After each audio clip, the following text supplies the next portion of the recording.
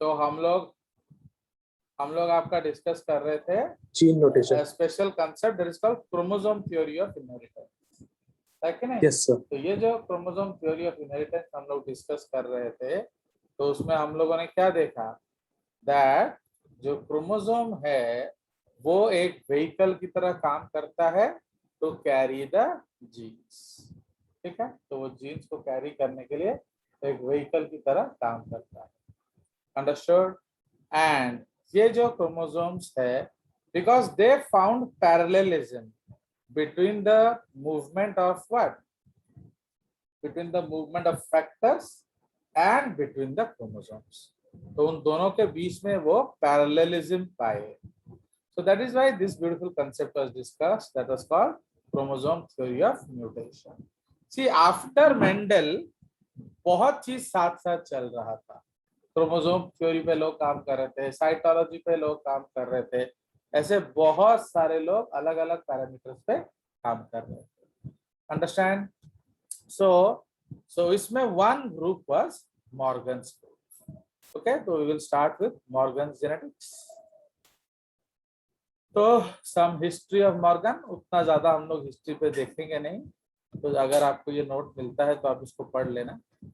तो मैं उसमें ओनली समथिंग पे मैं स्ट्रेस करूंगा। Fine. So Thomas Hunt Morgan, he was born in Lexington, Kentucky, to Charles Hunt Morgan and Ellie E. Howard Morgan. Okay, beginning at age of 16 in the preparatory department, Morgan attended the State College of Kentucky. Now it is known as University of Kentucky. He focused on science. He particularly enjoyed natural history and worked with U.S. Geological Survey in his summers. He graduated as valedictorian in 1886 with Bachelor of Science degree. In 1900, Morgan started working on the problem of sex determination. तो वो sex determination पे काम कर रहे थे, which he had previously dismissed when Nettie Stevens discovered the impact of Y chromosome on sex. तो ये सब आप पढ़ चुके होंगे स्कूल में कि who discovered Y chromosome? Nettie Stevens. Who discovered X chromosome? Clarence McClung. ये सब आप स्कूल में पढ़ चुके हैं, आप लोग का वो हो चुका है ये सारा चीज। चलिए, so he also continued to study the evolutionary problems that had been focus of his earliest work. Morgan worked at Columbia University for 24 years. मैंने आपको क्या बोला, कोलंबिया यूनिवर्सिटी जो है, actually Columbia is a place जहां बहुत rich लोग रहते थे बट अनपढ़ लोग रहते थे, मींस अनएजुकेटेड पीपल। So इसलिए they decided that they will spend as much money as possible and make one of the best universities in the whole world and hire one of the best brains in the whole world. तो इसलिए उन्होंने Morgan को भी बुलाया। When he left for a position at California Institute of Technology. Okay, in 24 साल के बाद वो CIT चले गए। In 1904, E.B. Wilson, okay, Wilson के काम हम पढ़ेंगे थोड़े देर बाद, still blazing the path of his younger friend, invited Morgan to join him at Columbia. Okay, this move freed him to focus fully on experimental work because Morgan पहले जहाँ काम कर रहे थे वहाँ he was a teacher basically. वो मैंने I did not write so much stories. So basically he was a teacher and in his spare time he was doing such work, experimental. पर जैसे ही विल्सन ने उन्हें कोलंबिया यूनिवर्सिटी में ले आया, so he was totally focused on what? He was totally focused on this one. That is his research work.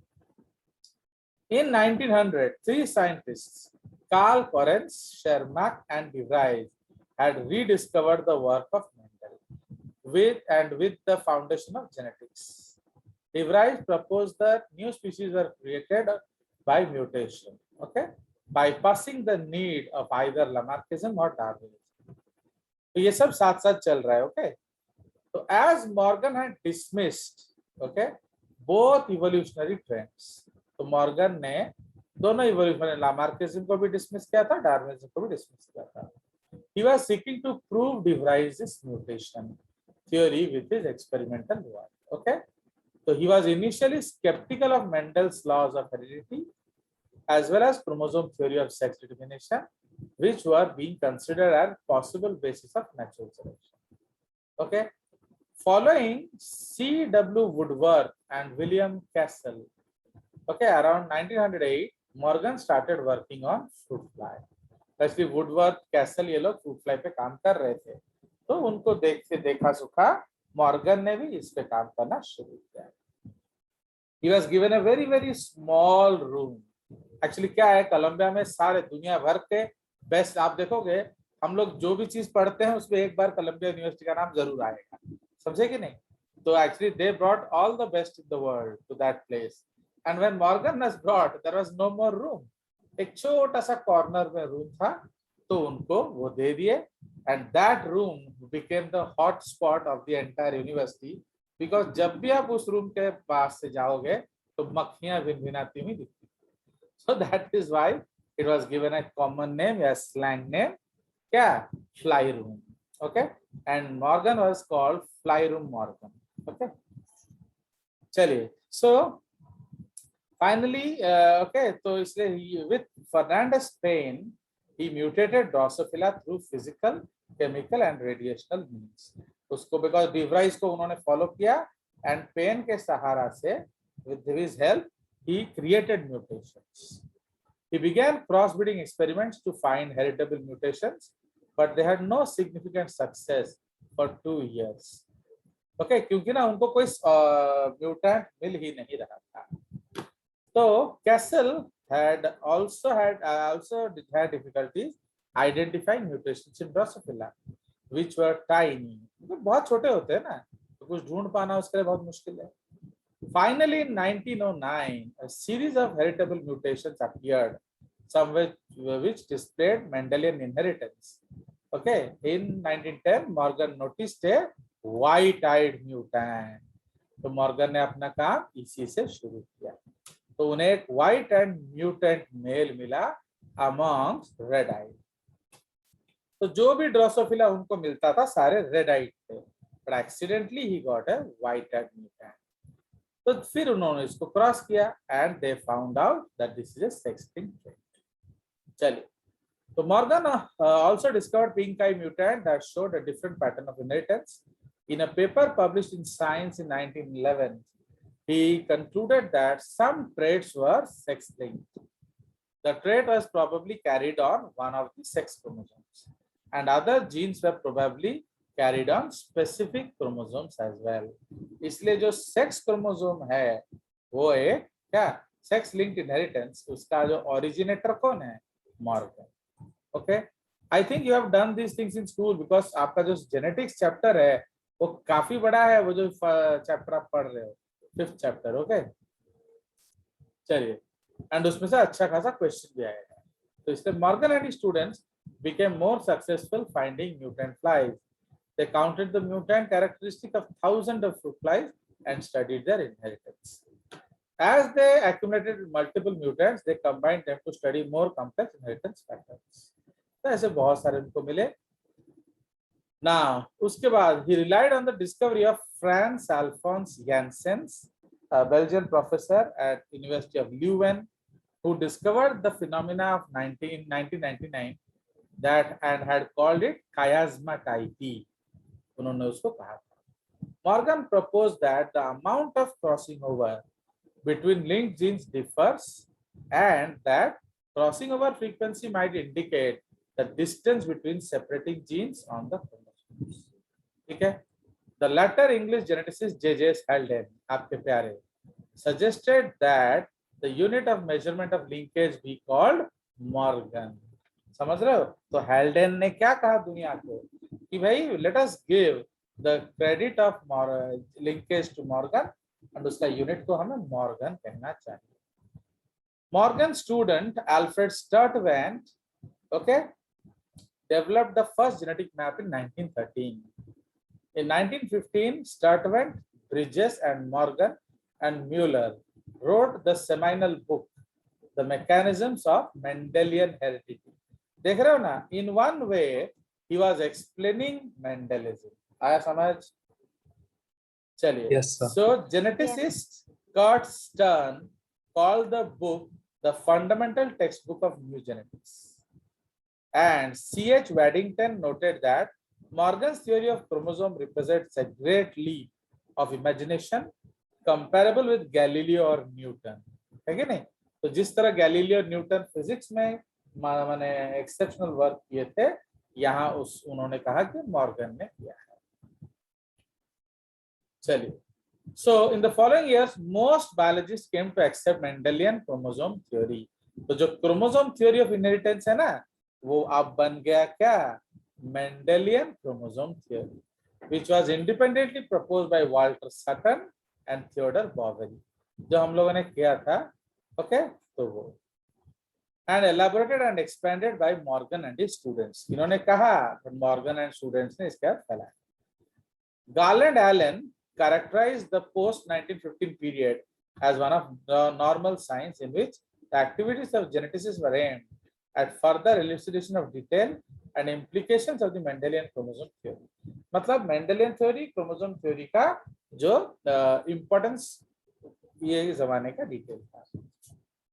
But कुछ लोग opposition में भी आएंगे. Cassell pointed to contrary results in other organisms, suggesting that genes interact with each other.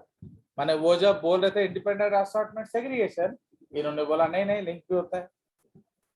Richard Goldschmidt and others thought there was no compelling reason to view genes as discrete units residing on chromosomes. तो ये अलग-अलग views आया लोगों का. अर्थ क्या? Morgan's group remained highly productive, but Morgan largely withdrew from doing fly work and gave his lab members considerable freedom. अब उनका काम खत्म, अब वो दूसरे ध्यान दिए. Actually वो basically he was working on invertebrates, समझे कि नहीं? And उनका embryology. तो इसलिए वो छोड़ दिया, फिर उनका स्टूडेंट्स काम कर रहे हैं. After 1915 he also became a strong critic of the growing eugenics movement, which adopted genetic approaches in support of racist views of improving humanity.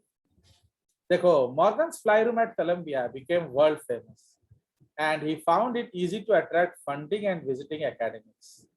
Okay, अच्छे लोग आते थे and बहुत पैसा भी आता.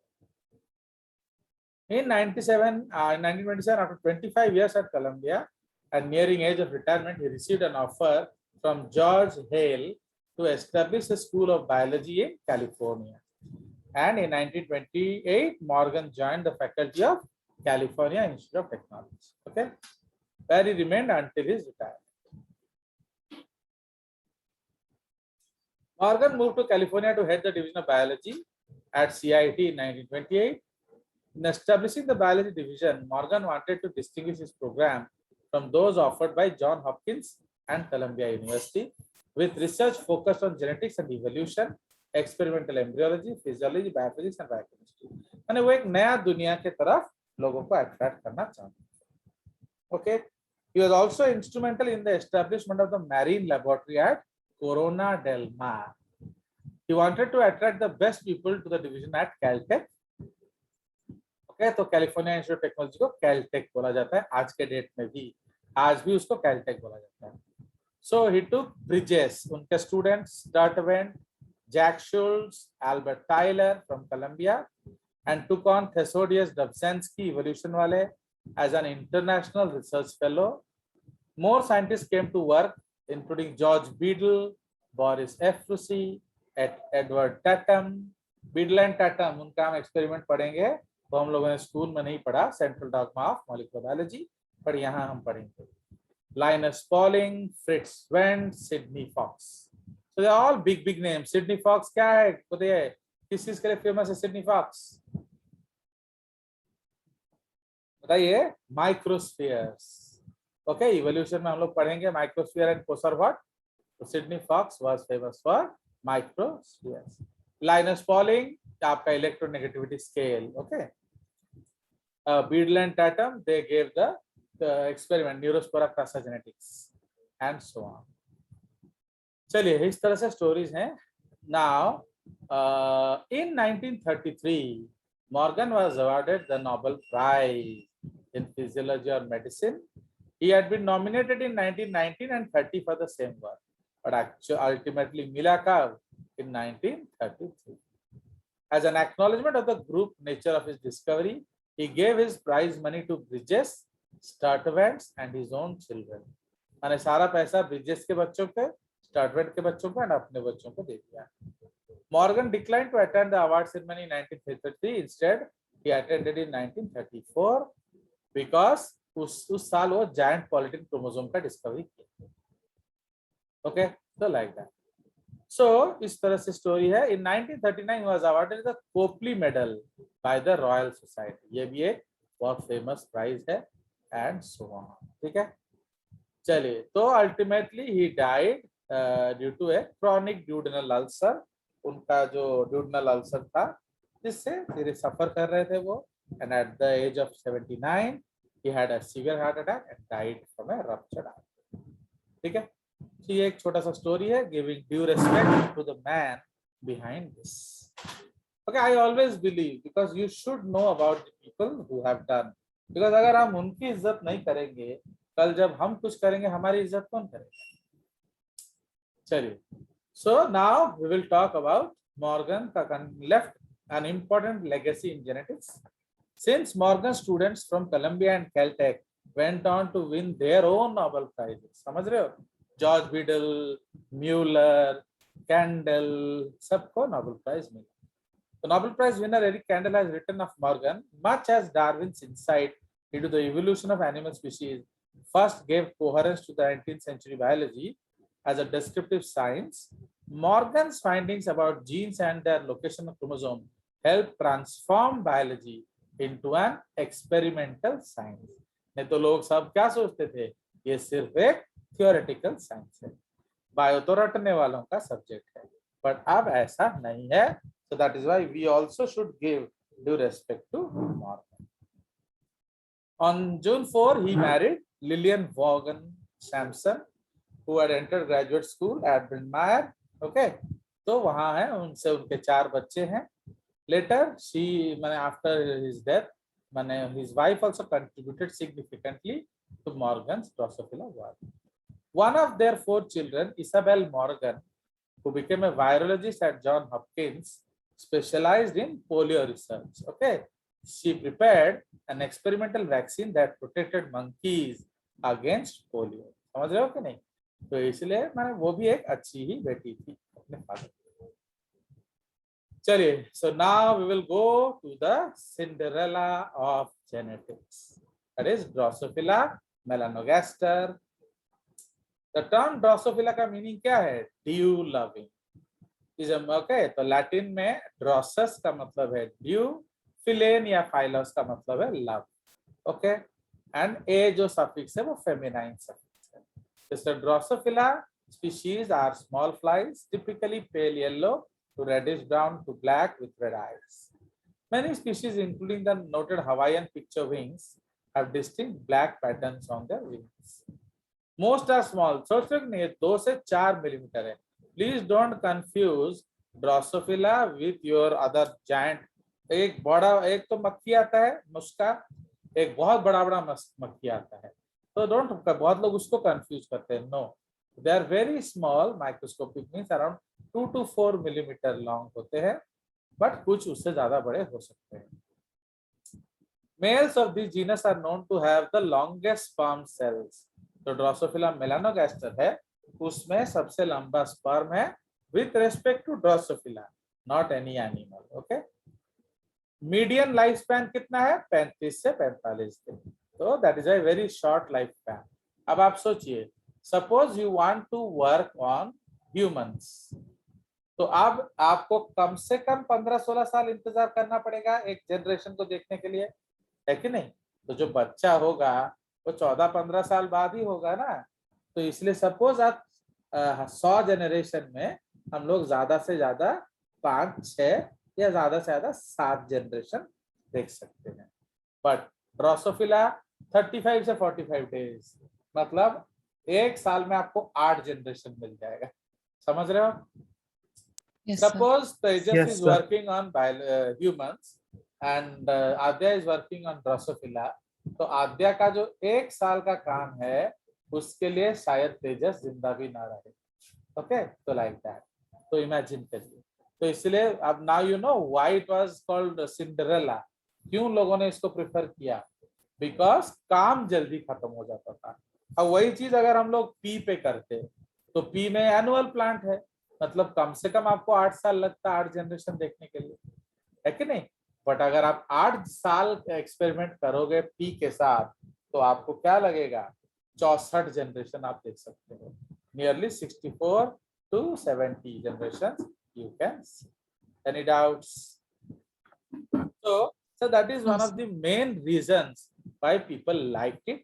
दूसरा बहुत सस्ता है, आप बनाना लाइए और खाइए, छिलका फेंक दीजिए, ड्रोसोफिला आ जाएगा। आप वाटरमेलन लाइए खाइए, छिलका फेंक दीजिए, ड्रोसोफिला आ जाएगा। आप एप्पल लाइए खाइए, छिलका फेंक दीजिए, ड्रोसोफिला आ जाएगा। मतलब आप ड्रोसोफिला लाने के लिए आपको कोई खर्चा करने का जरूरत नहीं है। Understood? Now, so this is the Yes, sir. concept and वो आजकल उसको ज्यादा भी इसलिए लोग प्रिफर कर रहे हैं क्योंकि it is very close to humans.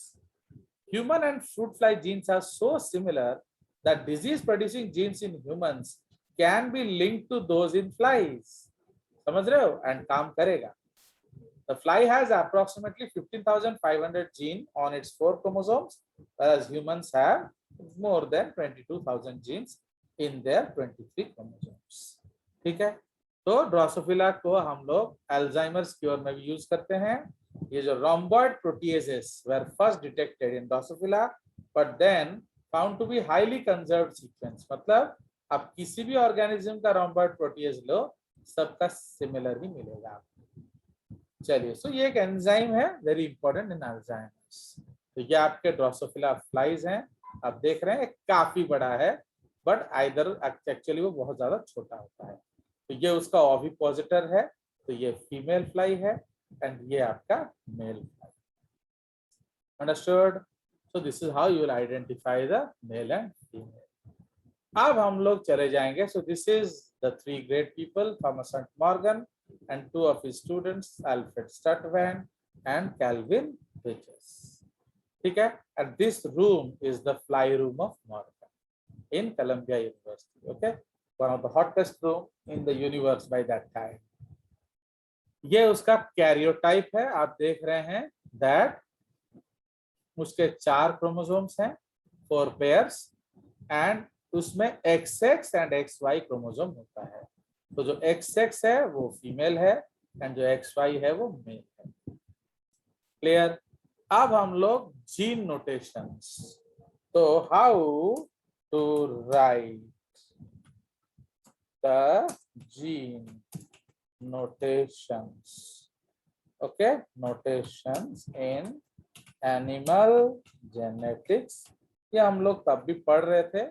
तो अब ये बहुत इंपॉर्टेंट टॉपिक है, तो प्लीज याद रखिए कि एनिमल्स में एज हमने डिस्कस किया, या जनरली डोमिनेंट रिसेसिव टर्म्स हम लोग यूज नहीं करते।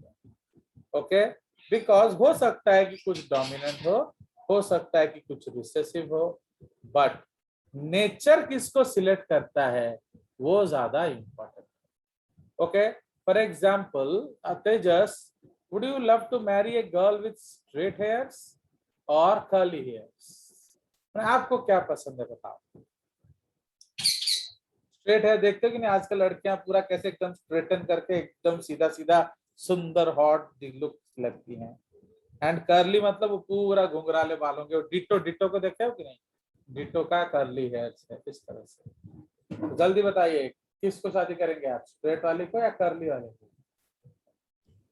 सर अभी डिसाइड नहीं कर लो, मैंने व्हाट इज योर चॉइस। आपको स्ट्रेट वाली पसंद है ना, कर्ली वाली? You are unnecessarily wasting the time of the class. Is very simple. मैंने पूछा स्ट्रेट तो सर। हाँ, तो ये एक नेचुरल चॉइस है straight, but unfortunately you will come to know that straight hairs are recessive. Recessive. समझ रहे हो? तो देख रहे हो कि नहीं। बट अब जब सारे लड़के स्ट्रेट हेयर लड़कियों को पसंद, because they look really hot. अगर आप देखोगे अभी भी एक लड़की आती है जो जो ओलंपिक में भाषण करने के लिए, तो वो लड़की भी स्ट्रेट हेयर है, तो शी लुक्स किलिंग, है कि नहीं। तो इसीलिए तो जबरदस्त लगते हैं, तो इसलिए सब कोई क्या कर रहा है, तो स्ट्रेट हेयर को लाइन मानेंगे। इसलिए बेचारी जो लड़कियों का कर्ली हेयर है वो जबरदस्ती जाके पार्लर में वो हर 6 महीने में, हर 3 महीने में स्ट्रेटन कराना पड़ता है ना। क्या बोल रहे हो आद्या? Yes sir. तो उसको आपको स्ट्रेटन कराने के लिए जाना पड़ेगा ना हर बार। तो लाइक दैट, तो दैट इज द केस। तो इसलिए नेचर में कौन सा जीन डोमिनेट करेगा, they are called wild form, means the most common forms accepted by nature. कोई शक? But no sir. नो इन जो आपका रेयरली कोई मिल जाएगा, so that is called what? That is called a mutant. Mutant. Okay, and ये हम already discuss कर चुके हैं कि जो वाइल्ड है वो डोमिनेंट भी हो सकता है, रिसेसिव भी हो सकता है। जो म्यूटेंट है वो डोमिनेंट भी हो सकता है, रिसेसिव भी हो सकता है। दोनों वाइल्ड एंड डोमिनेंट, डोमिनेंट या म्यूटेशन हो सकते हैं। ओके, एंड दोनों रिसेसिव, डोमिनेंट या म्यूटेंट हो सकते हैं। Okay, just give me a minute.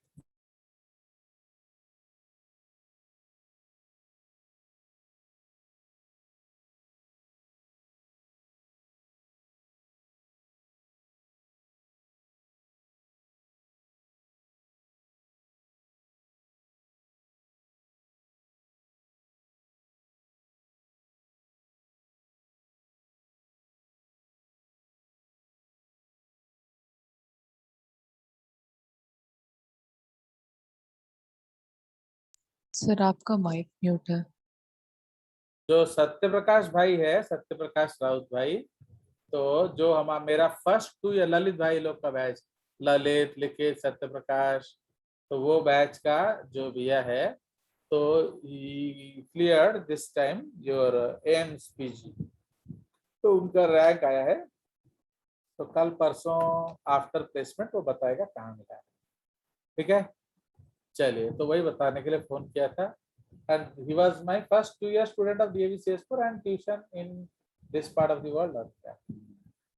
And उस बैच के ऑलरेडी एक दो बच्चे जो कर चुके हैं, जैसे दीपक भाई, he is already doing his MS in orthopedics in BHU, ऐसे लोग शुरू कर चुके हैं। चलिए, सो इसीलिए आप लोग भी कुछ करिए, and they are genius children. Satya Prakash, he was school second topper and around 97.8% in first 2, 100 in biology, 100 in chemistry, got all medical, got all non-medical, got KVPI, NSCB, सब कुछ पाया था, but he selected AIMS Bhubaneswar and he was the first batch of AIMS Bhubaneswar. तो जब मैंने उसको बोला AIMS Bhubaneswar जा, उसको SCB मिल रहा था, तो लोगों ने सब मना किया, यार SCB चले जाए, AIMS Bhubaneswar में क्या रखा है। तो he was sad, but उसको उसके फादर ने बोला भाई जो सर बोलेंगे वही करना है, तो इसलिए he had completed। बट जब सेकंड थर्ड ईयर में आया तो he was very happy कि जो the situation of AIMS is now better in Bhubaneswar। And उसी की एक क्लासमेट पिछले साल she was topper of AIMS entrance, समझ रहे हो कि नहीं? चलिए, so इसीलिए please try to follow them and they were 100% sincere JS students। चलिए, so back to how to write. तो इसलिए हम लोग ऑलरेडी डिस्कस कर चुके हैं कि विथ रेस्पेक्ट टू जेनेटिक्स या एनिमल जेनेटिक्स, यहाँ रेयरली आप डोमिनेंट रिसेसिव सुनेंगे। अगर भी सुन रहे हैं वो लोगों को पता नहीं है बेसिकली। अगर भी कोई आपको बोल रहा है ये डोमिनेंट है या recessive etcetera etcetera, actually they are talking about what? Actually they are talking about wild and mutant. Mutant. ठीक है, so actually wild and mutant terms use कर रहे हैं। ओके, क्योंकि बहुत लोग इस कंफ्यूजन में रहते हैं। ठीक है जी, तो इसलिए जो वो लोग डोमिनेंट बोल रहे हैं उसका मतलब वो वाइल्ड है एक्चुअली। तो इसीलिए how you will name them, तो हम अल्फाबेट लेंगे किससे? Always mutants. ओके, अगर हमारा रिसेसिव म्यूटेंट है तो स्मॉल लेटर लेंगे, अगर डोमिनेंट म्यूटेंट है तो you will start with capital letter. Okay, तो इस तरह से आप लेंगे। वाइल्ड को कैसे रिप्रेजेंट करेंगे? एक सुपरस्क्रिप्ट में प्लस लिख लो, या फिर प्लस के ऊपर उसे लिख लो, या सिंपली प्लस लिख सकते हो। जैसे ये आपका व्हाइट आइड है, तो ब्लैक आई क्या होगा? रेड आई, W प्लस या plus W। So this is red eyed, this is red eyed, और simply this is red eye. Okay, Yes. तो आप ओनली प्लस भी इस्तेमाल कर सकते हो। नाउ अल्फाबेट्स आपका 1, 2 या 3 अक्षर ले सकते हैं। सपोज 1 से दोनों अलग हो गया तो आप एक अल्फाबेट ले लो, अगर 1 से नहीं हो रहा है तो 2 ले लो, अगर 2 से भी अलग नहीं हो रहा है तो 3 alphabets. While typing it should be italicised, इसलिए मैंने आपको सब इटैलिसाइज कर दिया है। ओके, नाउ अगर आपका एक्स लिंक जीन है तो एक्स क्रोमोसोम के ऊपर उसको रखें। ओके, अगर वाई लिंक जीन है तो वाई क्रोमोसोम के ऊपर उसको रखें। ओके, तो homologous chromosomes are separated by hyphen and the non homologous chromosomes are separated by क्या, सेमीकोलन। ठीक है, तो जब हम करेंगे हम उसको करेंगे। जैसे ये देखो, ये होमोलोगस क्रोमोसोम्स है, इसलिए हमने क्या कर दिया, इसको